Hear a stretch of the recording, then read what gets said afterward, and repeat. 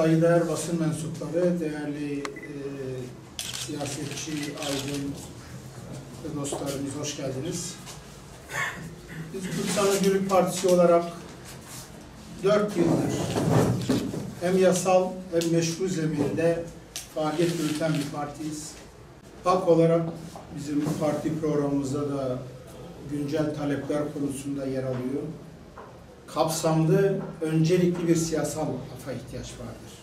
Düşüncelerinden, siyasal faaliyetlerinden dolayı, kimliklerinden, dini, mezhepsel, etnik kimliklerinden dolayı, siyasal görüşlerinden dolayı yargılanan, tutuklanan, cezaevinde ceza yiyen herkese kapsamlı bir genel akım çıkarılması lazım.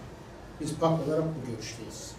Bizim dilimizi, kimliğimizi, varlığımızı, ulusal demokratik hak ve özgürlüklerimizi şiddette ya da başka bir şeye endekslemeyin. Biz kendi hak ve özgürlüklerimizi istiyoruz.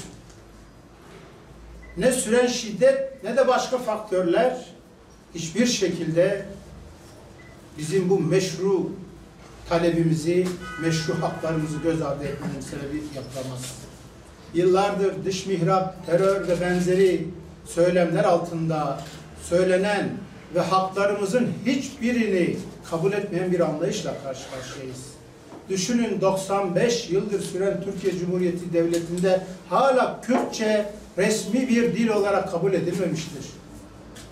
TRT Kürdi'nin varlığına, üniversitelerdeki Kürtçe bölümlerin varlığına rağmen hala Kürtçe resmi bir dil değildir.